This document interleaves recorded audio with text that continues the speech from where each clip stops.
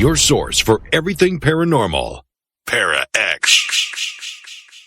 The views expressed and the opinions given by the individual host and their guests do not necessarily reflect those of Para-X, its affiliates, or its sponsors. Merry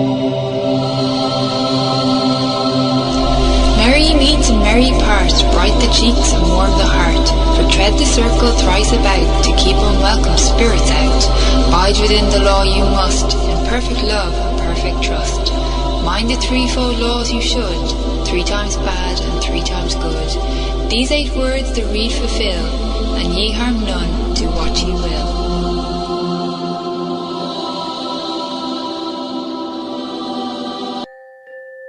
Welcome to Stirring the Cauldron on the Para-X Radio Network. And now, here's your host, Marla Brooks. Hey, merry meet everybody, and welcome to Stirring the Cauldron. We're going to slither into tonight's show because my guest is author Scotty Roberts, and we're going to be talking about his book, The Secret History of the Reptilians. Now, Scotty's the founder and publisher of Intrepid Magazine, which is a journal dedicated to politics, science, and unexplained phenomenon. He's a radio show host and a public speaker and was editor-in-chief of Sci-Fi's Ghost Hunters official publication, TAPS Para Magazine. He attended Bible college and theological seminary, working towards his master's in divinity, but he left for a 33-year career in advertising. And a few weeks ago on Stirring the Cauldron the Archives podcast, I ran a show that dated back several years. And many of those who listened in wanted to hear more of him. So I poked around and saw his book on reptilians and asked him to come back live. And for those of you in chat, get your questions and comments ready because this book is very thought-provoking, as you'll see. And if I had asked Scotty all the questions that went through my head while I was reading it, we'd be talking nonstop for several hours instead of just 60 minutes. So, Scotty, we're going to get right into it. So welcome, and it's been a very long time. Why, yes, it has, Marla. Thanks for having me. I appreciate it. I think we both have gray hair now, don't we? Mine's more to the whitish side of gray. I was just lamenting that today. I had my hair cut today, and the young lady cutting my hair, I said, it's gone very thin and very white. I said, is there anything you can do about that? And she said, sorry, I can just make it look as good as we can. Just shine it up.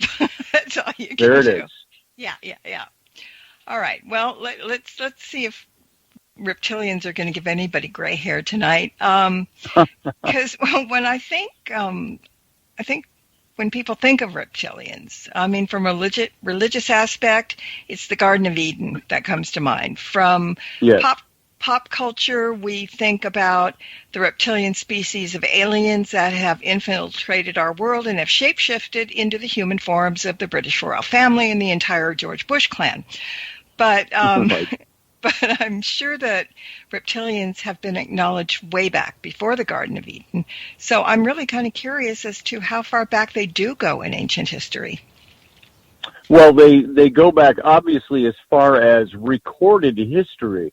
They're mentioned in one form or another.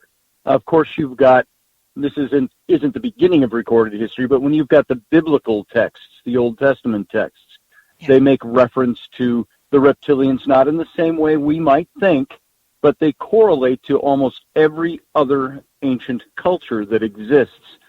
You can go back into the Sumerian culture and find references to the reptilian. Now, some people out there, you may have seen, and I mentioned this in the book, and I show some pictures of some of the little clay figurines and the sculptures that date back into the Sumerian period, this Sumer Akkad period in the Euphrates River Valley.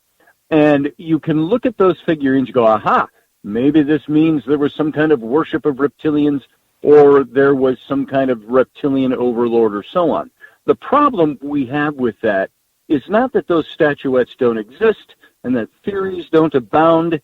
The problem is this: when we look at any ancient culture and we start looking at things from an anthropological point of view or an historical point of view or an archaeological point of view, we can't put our meanings onto things to make it mean what we think it ought to mean. We have to go by the evidence that exists. And so many times, this is what we do with some of these theories. I happen to be a person where I would call myself a skeptical believer. I am somebody who, I'm like Fox Mulder always, I want to believe. There are certain things that I find mysterious and I find exciting. There are certain experiences I have, which we would classify scientifically as anecdotal experiences. And all of these things build up to a belief system I may have structured, yet cannot really support with physical evidence.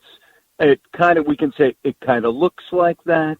Oh, maybe the Chinese were onto something 8,000 years ago. Maybe the Sumerians were in 4,500 BCE. Maybe the Israelites were. Maybe the Africans were. But there's evidences of things that look like that. But the problem is this. It's like when I was looking at the more mythos side of this, current day mythos, the alien reptilians that came to this planet and subjugated the human race, and we know how the theory goes. Mm-hmm. And I started typing in, when I was writing the book, I was actually paused on a paragraph because I typed in, I said, I'm going to Google this topic. And this was about 7-8 years ago when I wrote the book. And I Googled the topic and I put in reptilian aliens. And at the time, I came up with something like 8.2, or I might be inverting that, 2.8 million hits online through Google for reptilian aliens. And the first 10 that appeared in my list all gave the same exact story, word for word, verbatim.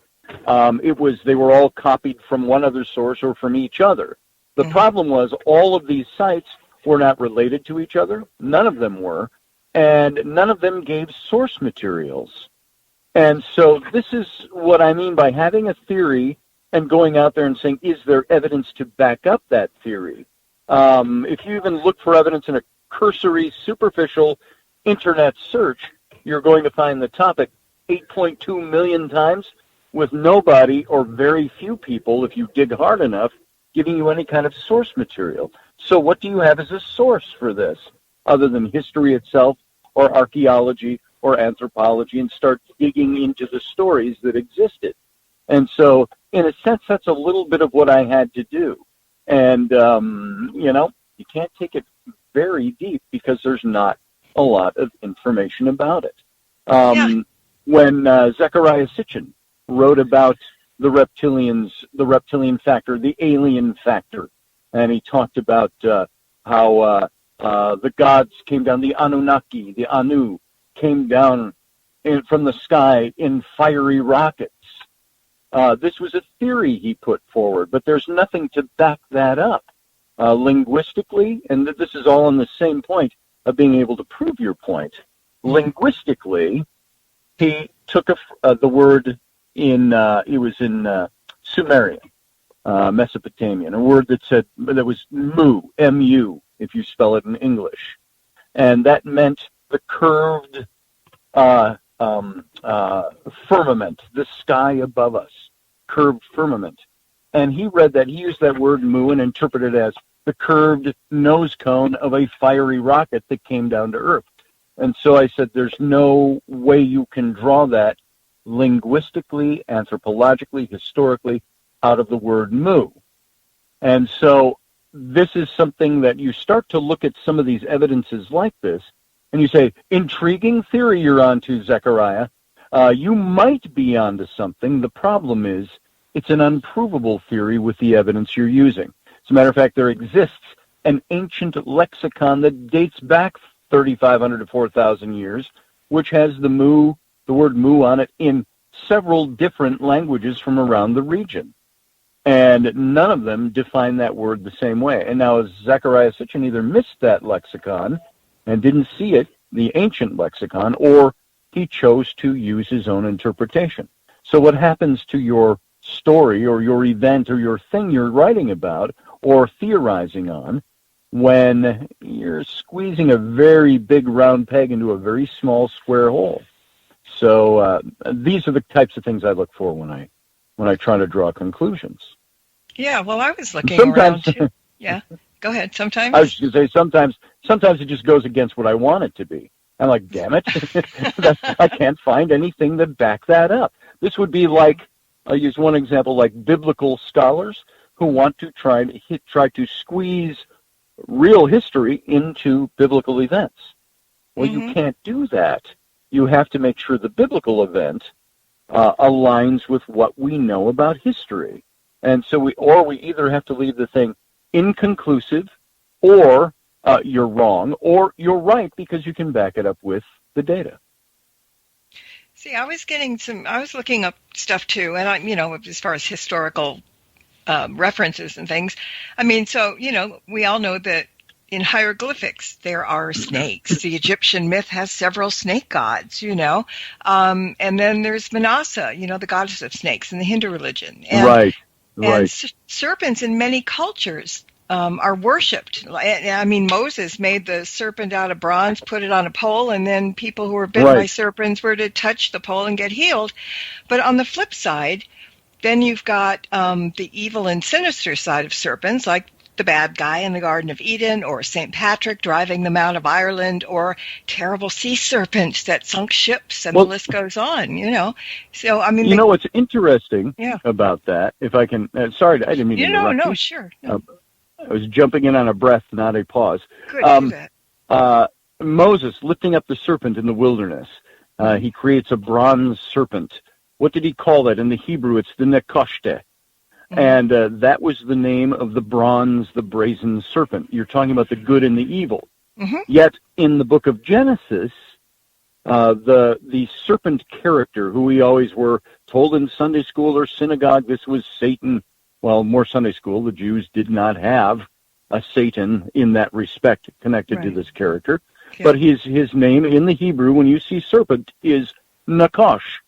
It's the base word for Moses' serpent on the pole, Nawcash.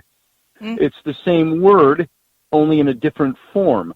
And so you've got a good and an evil that is represented with the same character, with derivations from the same word. Neither of them denoting morality or goodness or badness or evil or good or anything like that. Nawcash was the name. Nawcash meant bringer of illumination, the illuminated one, the bright shining one. And when Moses created the serpent on the pole, it was the bright shining serpent on the pole, and it was the Nawcash. And so, and I always, by the way, as an aside, I always thought about that passage where the Israelites are complaining and pissing and moaning to Moses. Oh, you brought us out here to die in the desert. Oh, and it says, and God sent snakes to bite them. I'm going to wipe out these people. God was always so pissed off at everybody. I'm not just going to tell them, hey, you're wrong, get your act straight. I'm going to send snakes to bite them all and kill them.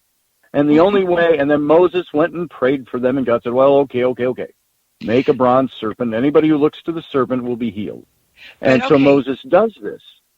Yeah. And I've got to interrupt because that just reminded me of something. We're going to be doing this back and forth all night. So, Sure. Audience, please forgive us. But, I'm really bad at religion, all right? And the Ten Commandments should be on this weekend, so I'm going to watch it again. But what was the thing that when Moses grabbed everybody and took them into the desert and they were partying and having a great time and making false idols, and Moses said, don't ever worship a false idol. Not in those words. Right. So then he makes the serpent thing sticks it on a pole. Yeah. Isn't that a little contradictory? That's a little contradictory. It's a little bit of a violation of what he had said. Well, the justification for that, you know what that is? A faith issue. Well, God said to do that, therefore it's okay. It's like early mankind. There's only Adam, Eve, and Seth after Cain. Chicken scratches out his brother Abel. And these are supposedly the only 4 people on the earth now. Well, who did they have sex with to procreate and spread throughout the earth? Well, it was incestual. It was within the family. Well, isn't that a sin? We would ask in Sunday school, more advanced Sunday school in age. And, well, God obviously made room for that to work, and there was a special manifestation for people to be able to do that, not manifestation, decree, whatever it is, to allow people to do that in the early stages. That was an okay thing. Well, why is it wrong now then? I would ask. Where did the consistency level change between God's command? Well, it's all dispensations and covenants and so on and so forth, all through the Bible. Okay, all right, I'll accept that. It's maybe not as bad as it's maybe the same exact thing they did early on, according to the Scripture, which there's just a prohibition against it now, because, you'll have three-legged children or something. And so those types of things, and another one comes to mind, just stands out in my mind, and I got to tell you this one. Remember, Moses had all these people out in the wilderness, in the Sinai wilderness. They're living like a tribe of nomads. And it says, and Moses pitched his tent outside the camp, away from the camp, all alone. And he was a man alone. He was a man who maybe because he deemed himself as what he learned in his younger days as Egyptian royalty. And he pitched his tent outside the camp, and he wrote in the book of Exodus, and God would come to my tent and speak to me face to face as a man talks to his friend. And then 9 verses later said, no man shall see God's face and live. And you think, wow, this is only 9 verses apart in the biblical text. What was that contradiction all about? Well, that contradiction, you can say, well, Moses obviously was a man of Israelite blood who was raised as an Egyptian, raised into royalty as an Egyptian for the first 40 years of his life. And so what does he believe? He probably believes he is a brother to the gods, as he would have been taught in Egypt. Did he give that up when he had his burning bush experience with God, which, by the way, only he saw, only he experienced, and he wrote about it. So that's the way it happened, because I said so. But now he's saying God comes and talks to him face to face, but no man can see God's face and live. Why is that? I think he saw himself as more than a common man. He was brother to the gods. And not to delve into a different book I've written on Moses, but I think it's important for this. I believe that the actual historical man in Egyptian history who was Moses was a man in Egypt named Senenmut. And Senenmut was the grand vizier beneath the female pharaoh Hatshepsut in the 1400s BCE. And without getting into that whole story, because that's a whole other conversation, but this is the guy that I've identified as being Moses. Now, even the name Senenmut meant, in Egyptian, mother's brother. And Hatshepsut, the queen, gave him that name, meaning, I, your mother, am elevating you to status of brother to the gods with me. And she gave him 92 other royal titles, although she was not his blood mother. And Egyptian history makes that very clear. Senenmut was a man born to commoners. You could say slaves, you could say servants, you could say whatever. And so now this name, you bring that back to the Moses we're talking about, who says, God's my friend, talks to me face to face. Why? Well, I'm Senenmut. I am the mother's brother. I am equal to the gods as an Egyptian royal family member. And so now bring that back into the whole reptilian thing that we're talking about. When Moses wrote about these things, he didn't write about reptilians. He didn't write about any of this. But you have to look into history, the point that I'm making with this. You have to look into history to understand how a text works, how linguistics work, how the situation works. Now, I happen to believe Moses was a real guy. I don't think there's any reason to doubt that. There's a lot of faith story built up around it. Same with the Garden of Eden. Was that a literal story, or was that an encoded story? I think it's an encoded story about sexuality and breeding and all of that, and that comes out in the passage if you look at it closely enough. And this all fits into the reptile. Who was the reptile in the Garden of Eden story that Moses penned? It was Nawcash. It was the guy that, the same character that he elevated in brazen form on a pole for people to be healed. And I would say the big question came to my mind, by the way, about that one is, why would God bring serpents to kill people, all those poor people who were only just tools of the Almighty's? And by the way, anybody listening, I'm not trying to offend religious sensibility. I'm just talking about this the way I would talk about it to anybody else. Why would the God, who is the God of everyone, you are his chosen people, but because you're sinning and expressing your free will, all of a sudden he's going to kill you with a snake? Why? Because you griped and complained and moaned. God's patience was as long as the serpent's tail. And so he sends them to kill them all. Well, then Moses pleads on their behalf. And what happens? God says, okay, make the bronze serpent. If everybody touches it, they'll be healed. So Moses does this. So the same God who, according to the tale, the same God who brought the snakes to kill them also provides the way for them to have salvation from the things he brought upon them. And so many times you see that with this God. And I know maybe this whole thing's a rabbit trail, but this is all coming off of that idea that Moses took that serpentine figure, which did not become Satan, the devil, or Lucifer until almost 1,000 years after that passage was penned originally. That would have been written around 1400 BCE, or just before that. And it wasn't until about the 400s BCE that we started giving the serpent in the garden the connotation of Satan, Lucifer, the devil, because those concepts started to breed in theology, in Jewish theology. And so they didn't exist at the time of Moses when he would have penned that. So who are these reptilians is the big question. Who is this reptilian in the garden? Why is he a reptile? Why is he looked at as a reptile? I think it's an encoded message. I think it's a symbolic character. Yeah, could have been a mouse. You never know. Could have been a mouse. I don't think it would be Could you imagine that? Formidable, though. Yeah. Wouldn't imagine, be good. Come and follow me to darkness. So, anyway. Yeah. Well, first off, if I read it correctly, the first alien reptilians came down and were benevolent. Correct me if I'm wrong. But then came the bad guys, the draconian reptilians, who created the gray aliens as slaves and forced the peaceful reptoids to leave the Earth. But some Earth-evolved reptoids are still here, and the good ones and the bad ones are fighting each other, and it gets a bit confusing. So you mentioned that with little doubt, you believe that this planet has been visited by non-human intelligences of some sort. Right. Are you personally on the fence about them being reptilian in nature? I don't know for certain. One of the things for me, I'm a fairly pragmatic fellow. I've got to see it, touch it, taste it, feel it, handle it, shake hands with it, have a drink with it, and throw back a pint with it in order to believe that it exists like you or I exist. Mm-hmm. So I'm fairly pragmatic or even skeptical in that sense.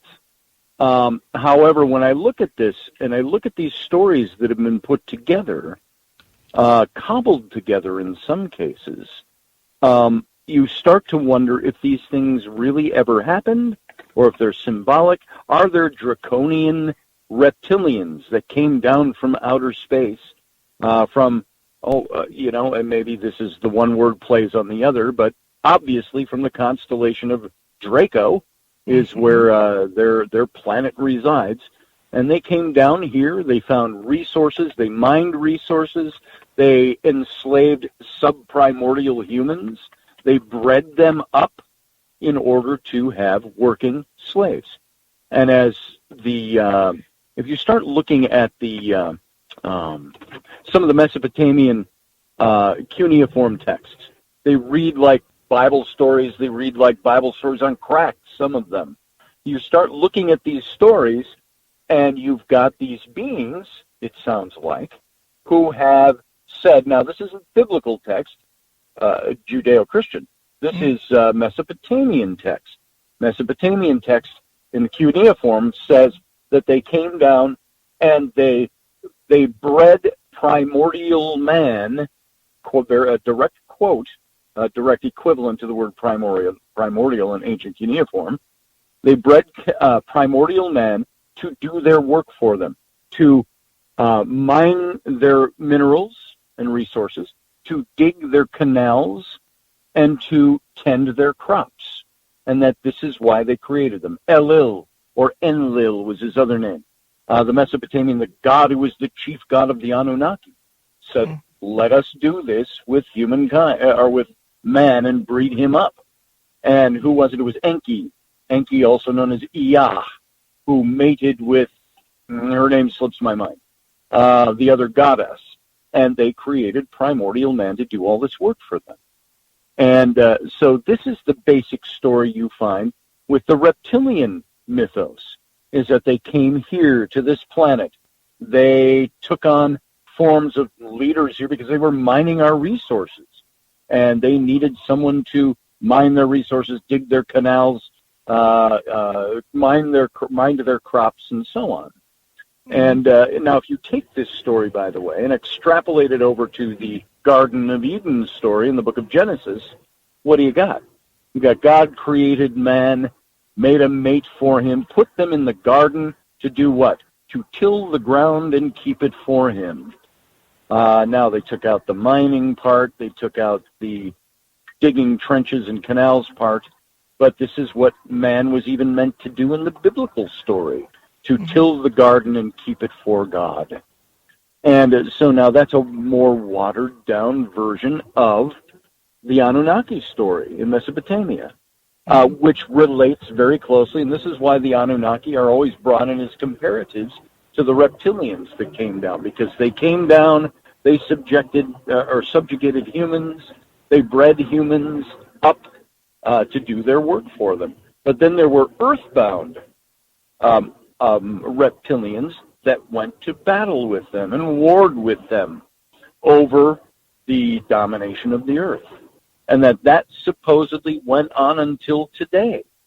It's even going on now, behind the scenes, behind the presidents, behind the emperors, behind all the world leaders. The royal house of Gwynedd in Wales, the royal house of Great Britain, and so on. You know, Queen Elizabeth, she sheds her human skin every night to take a bath or something. And so this is the theory that's put forward, and this is how it has progressed in a very simplistic form over the ages here into the story we have now.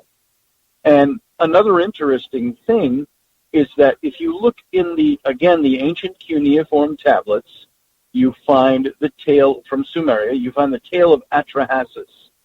Atrahasis, the king of the city of Eridu. And Eridu, that city still exists today. It's in the backwater washes of the Euphrates River Valley. And he was the king of this city, and their patron god, according to the cuneiform texts, was Enki, or Enki Ea, was his Akkadian name. And he pleads to their patron god, Atrahasis does, for release from bondage to the Anunnaki, these creatures, these gods, who keep us subjugated to do all this work for them. And Enki, it says, and it sounds almost biblical, Enki responds to Atrahasis, I have heard the words of my servant, and I will bend my ear to your needs and to your cries and your implications. And he says, I will come and deliver you from the bondage to the Anu, to the gods. And so he comes down, or comes up rather. He dwelt in the great Abzu, the underground sea. And he would come out into the backwaters of the Euphrates River around the city of Eridu. And it was called Enki's or Ea's Marsh. And it was also known as the Serpent's Marsh. So the two were linked together, the serpent and Enki, Ea.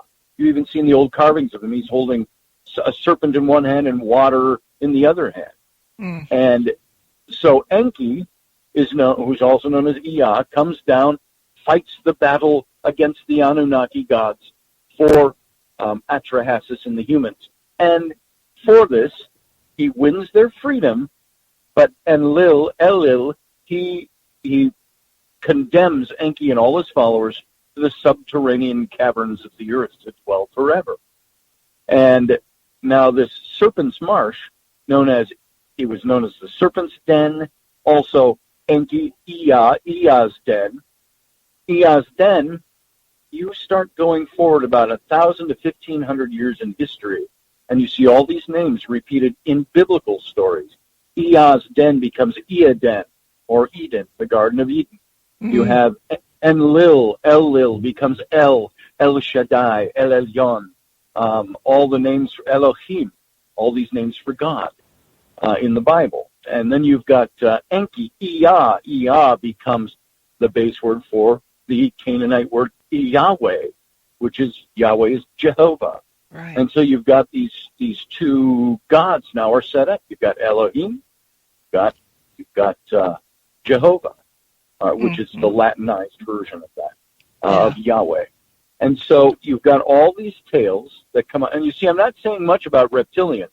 This culture is supposed to be what we are told is the reptilian culture.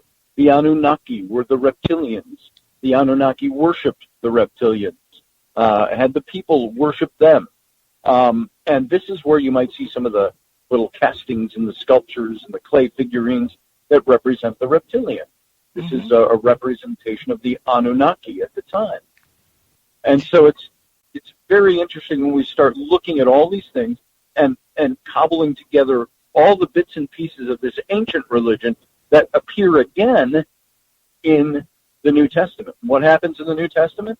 Remember, Enki comes down, he delivers the forbidden knowledge of the gods, helps the humans escape the bondage to the Anu, and is cast into the subterranean caverns of the earth to dwell forever. What happens in Genesis? The first family, they're working for God, tilling the ground, keeping it for him. The serpent appears, Nawcash, the bright and shining one, the bringer of forbidden information, the illuminated one. And what does he do? He sheds illumination on Adam and Eve. And for this, they are all cursed, and the serpent is cursed, and on his belly he shall go, God says. And then he utters the first Jewish messianic prophecy, a prophecy of a coming Messiah, a kinsman redeemer, as he was known. And that is when he said to the serpent, or to them all, he said, there will be a day when the serpent will bite his heel. We don't know who the antecedent of his is there, linguistically, but the serpent shall bite his heel, and he shall return and crush the serpent's head. It's believed in rabbinic tradition, a Christian tradition, or a Hebrew tradition, that this is the first prophecy of a coming Messiah that was supposed to be what they knew as the kinsman redeemer, the one who would be a redeemer who was one of us, to save us from... You start going through all the Old Testament, you will find out from the earliest days in the Old Testament, the genealogies and everything was laying out the family genealogical line of the pure humans. Not a racist statement when I say pure, but the humans who had no taint of the blood of the Nephilim, the blood of the reptilian. There you go. Okay, keep that thought, because we got to take a quick break, and we've got questions from the chat room. So everybody get up, stretch, 2 seconds. We'll be right back. Don't go away. There's more Stirring the Cauldron with Marla Brooks right after these important messages. From Haunted Road Media comes an exciting new novel by author Marla Brooks, Soul Connection, a deadly obsession. Two lost souls, ripped apart by murder in another century, find each other again in the present, only to discover that the murderer has followed them through time. Can their love save them, or will history repeat itself? Find out in this captivating new novel by Marla Brooks, Soul Connection, a deadly obsession. Available now on Amazon.com and at BarnesandNoble.com. You've no doubt heard of Tango and Cash, Whiskey Tango Foxtrot. Perhaps it takes two to tango. Well, now, on the first and third Thursdays of each month, there's a show called Tango and Friends at 8 p.m. Eastern on the Para X Radio Network with your host, Bruce Tango. And yes, there will be at least two to tango on each episode, sometimes even more. There's going to be lots of topics and lots of guests you'll all know and lots of surprises. Tango and Friends every first and third Thursday of the month at 8 p.m. right here on the Para X Radio Network. Hey everyone, thank you so much for listening in to Stirring the Cauldron. I just wanted to give you a quick heads up if you don't already know about the free weekly Witches Oracle deck readings that I post on my website every Monday. Now let me answer the age-old question before you ask it, which is, well, how do I know it's for me? And the answer is pretty simple. If you weren't meant to see it, you wouldn't know it was there. So if you're curious about what the week has in store for you, pop on over to marlabrooks.com every Monday and scroll down on the homepage, and there it will be. Welcome back to Stirring the Cauldron. Once again, here's your host, Marla Brooks.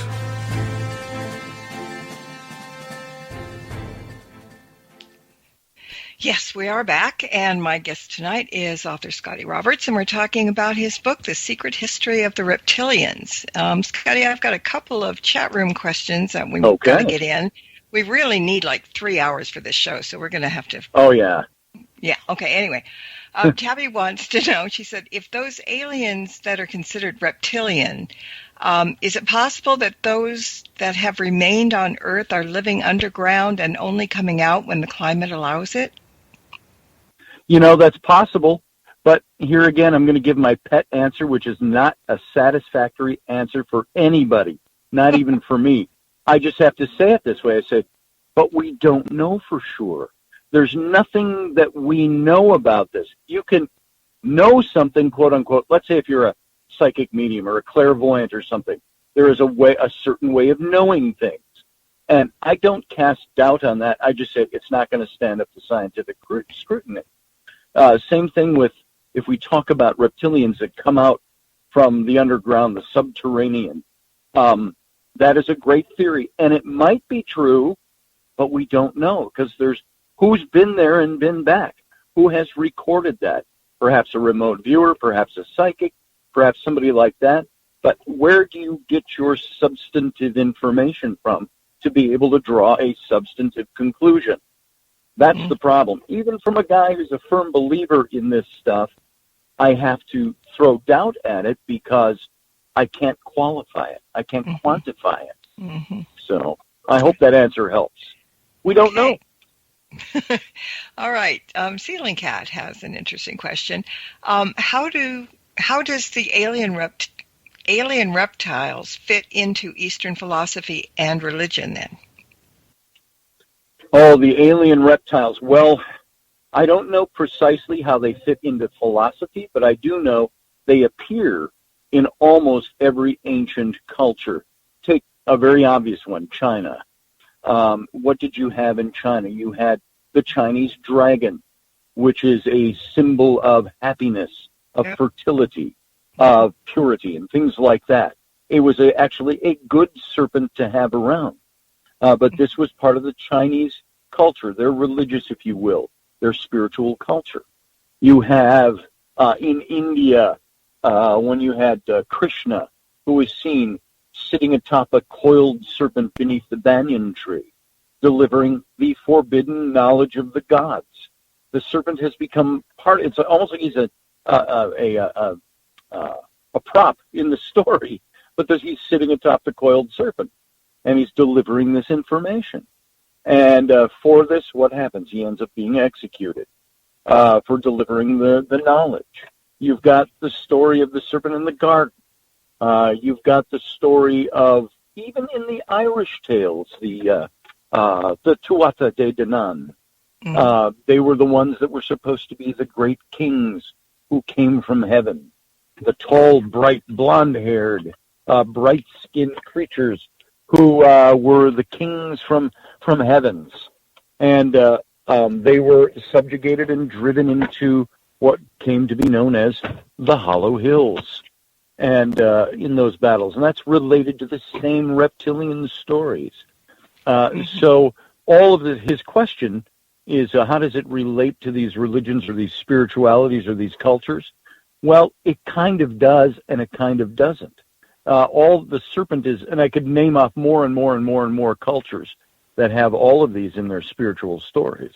But the serpent seems to be this, it's like the subtitle of the book, the pervasive presence of the serpent in human history, religion, an alien mythos. It's a perpetual presence, yet there is no definitive proof of its presence. It's just there. It's mentioned.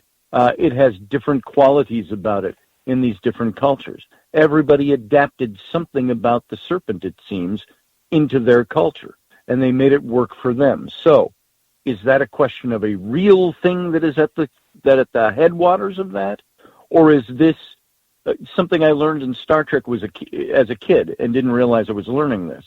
They talked about the common evolution of different races and peoples across the galaxies, and this is what we say, is that maybe people evolved. Pardon me, where's that book? Maybe people evolved in the same way across every culture, and they adapted the same stories. That's like the flood story. We all know there was a flood, maybe two of them, great universal floods on this planet, dating to like 6,000 BCE and 8,000 BCE. But every culture seems to have their version of that story. And, pardon me for that, little things going on around me here. So every culture has those things that they've adapted to their own culture, their own spirituality. There's over 600 different ancient cultures that speak of a flood story. And I'm talking cultures ranging from major cultures to tribal cultures that talk about these things. So that same thing. I hope that's a satisfactory answer.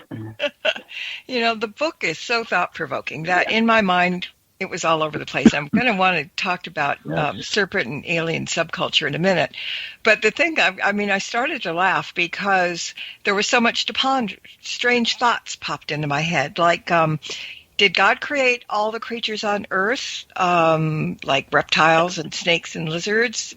Or did those ancient aliens, reptilians, bring along their little pets and integrate them into our world for some reason to spy on us or something? Well, it's a great question. This is a kind of It's a great question. Yeah, go ahead. Go ahead, I'm sorry. No, I was just going to say. I was going to say. Your turn. I'm shutting No, up. you Go. dance first. Nope. It's one thing we know for sure is that almost every creature we know of on this planet has parts of the same DNA. And the only thing they found that was an oddity was in the 1950s, when they found that there was this, I'm doing this off the top of my head, I don't have it in writing in front of me, but it was with the rhesus monkey, and it was with, they found that some humans had a strain of DNA that they described back then not being in league with anybody that was giving a fanciful story of creation or reptilians, but they said, there's nothing else like this on Earth. And some humans have this rare strain of DNA. And so you can ask that question. Did all life that exists here, did it all come from one place? Did it come from other places? What is this rare strain of DNA that, DNA research was in its infancy in the mid-20th century. So what did they discover about that? They discovered that something unlike anything else on the planet exists in this certain strain of humans. So all right. Where'd it come from? So here was the follow-up question to that. Yeah, was that, it's very popular concept these days that reptilian humanoids have been talked about, many times over the years, going back to the Nephilim, who are thought to have extraterrestrial origins, or maybe even further. Do you believe that the bloodline of humanity could possibly have been interfered with by extraterrestrials? Well, yes. I think that's possible. You have to go to science, and you have to ask that question. It's like, you look at you've seen the Hubble infrared photography that was done several years ago now, where they took something that if you held your hand up and looked at the night sky, your pinky fingernail would take cover the area of space that they photographed. Mm-hmm. And when they photographed this area of space, what did they find? Over 10 days, they did an infrared picture. In that little tiny slice of sky, they found over 10,000 galaxies.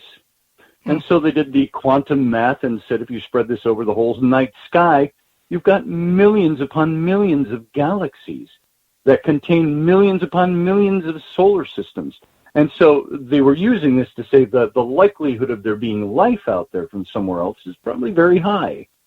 And so you look at an experiment like that, just in photography, and if you extrapolate that information back and say, is it likely that something else may have visited here at one time in the past? Science will tell you, well, no, we don't have any ability to travel fast. We know how it takes to travel at the speed of light, and it's impossible. Well, now they're starting to find, even this last couple of weeks, with the Hadron stuff in Switzerland, or Sweden, Switzerland, that they're finding that there are particles that travel faster than the speed of light. So just because we don't know it scientifically yet in our understanding doesn't mean it doesn't exist. But everything after that is speculation, because we don't know what else exists beyond that point. So I think that big, long, drawn-out, as I'm wont to do, answer to your very simple question, yeah, I think things could have come from some other place and been here.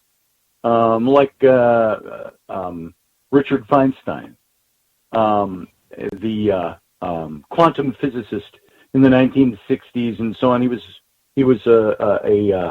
before that a contemporary of Einstein, of Oppenheimer.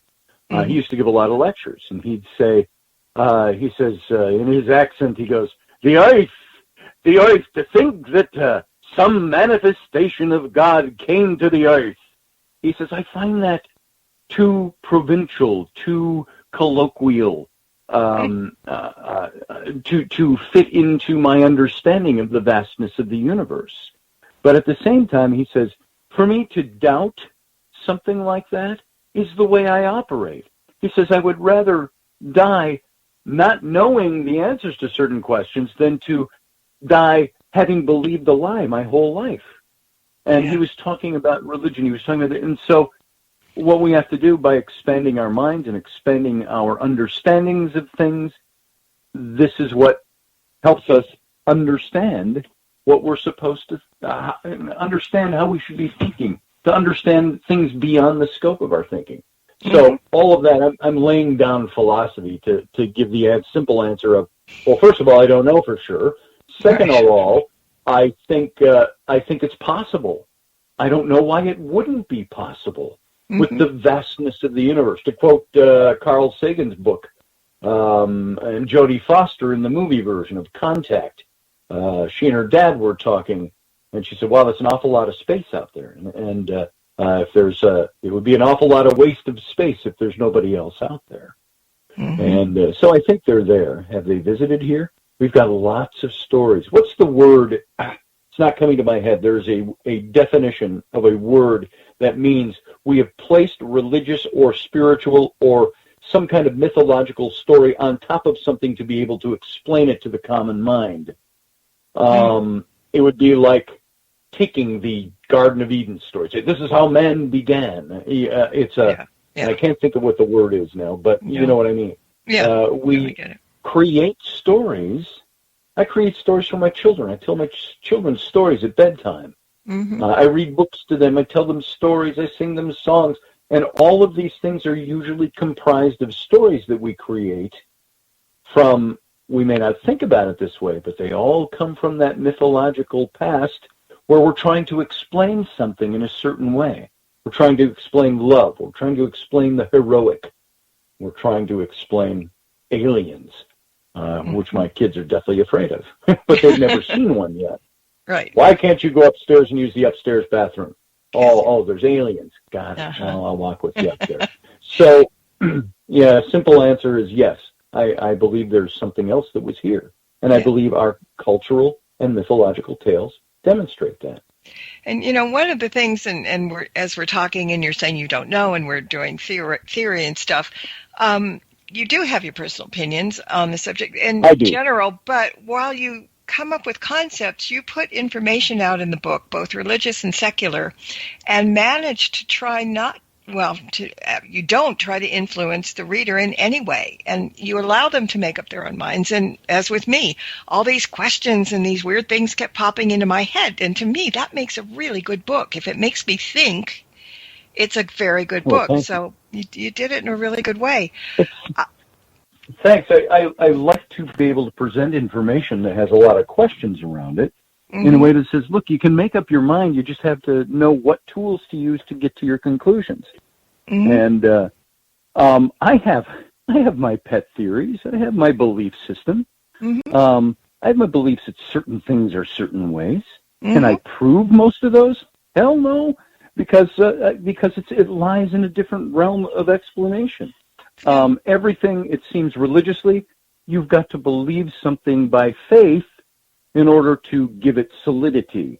I have lots of debates with people that want to debate me about religious stuff and so on. And like one I hear that is a pet peeve of mine is somebody said, well, the whole Bible, you can't trust the Bible. It's just a book of fantasy and myths.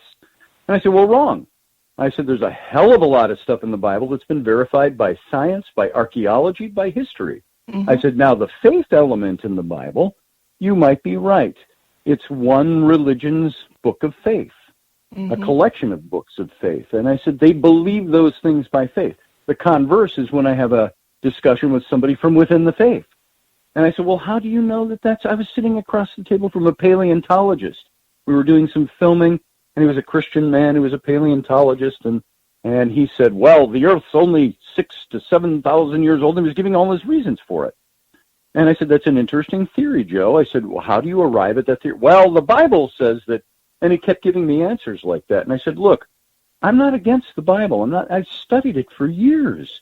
I appropriated that. I was a man of faith at one time. And I said, you're using an argument from within the argument. You can't say, I believe this faith to be true because the faith tells me it's true. I said, step outside that box for a minute and look back in and give me your answer. And he couldn't do it. He didn't have the tool. He didn't even understand what I meant. And this is all I ask people to do, even on reptilians, on the Nephilim, on Moses, or religious things. Step outside the box of faith and look back in and see what makes sense. Yeah. So. All right. You know what? Next time I invite you on my show, remind me we need 2 hours, okay? Please. Okay. And we can. Well, I just saw. I have to have my own radio show to do in about 5 minutes. So. I know. So that's what I wanted to do. I just want you to tell everybody where they can find you, websites Certainly. or whatever, and then talk a little bit about the radio show and then get the hell out of here. So you won't be late for your show. Yeah. There you go. You can find me over on, probably the best place is my website. It's my full name, ScottAlanRoberts.com. Scott's with 2 T's. And I got to spell Alan because there's like 5 ways to spell it. So A-L-A-N, one A at the beginning, and 1 L, 1 A, 1 N. So ScottAlanRoberts.com. And up in that header and in my links on there, you're going to find links to everything I do. My radio show, my books down at the bottom of every page. You're going to find my Facebook. You're going to find my phone numbers on there. I've had that same phone number since God knows when. And so you can call me if you have a question. Yeah, the aliens can't get them.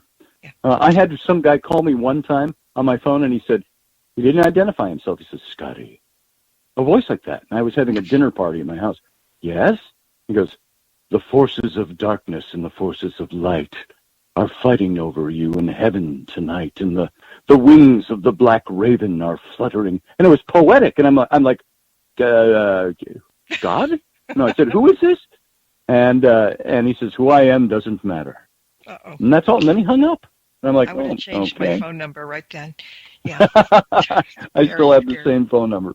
All right. So tell really quickly about your show that you're going to do right now in a minute. So talk about it. Sure. My show, the Intrepid radio program, it's on the Odyssey radio network, but we're not broadcasting on there right now because I'm kind of in a makeshifty situation, living away from my home for a couple of months, doing some work out of state. And so it's over on my YouTube. My YouTube is Mr. Scotty Roberts, Mr. all spelled out. There you go. And that's where you find me. Thank you, thank you, thank you. You're welcome. Please come back shorter than 10 years from now, because then we'll both be bald. We won't have gray hair. We'll be bald. Yeah, really. I'll be polishing my head instead of cutting my hair. There you go. So. All right. Well, thank you. Thank everybody for listening in tonight. And until next time, everybody, blessed be and merry meet again. Good night. Thank you for tuning in to this episode of Stirring the Cauldron with Marla Brooks. Please join us again next week at the same time for another great guest and more cauldron stirring. Any rebroadcast or other use of this program without explicit permission is strictly prohibited. Copyright 2024. The Mysterioso March by Kevin MacLeod is licensed through Incompetech.com.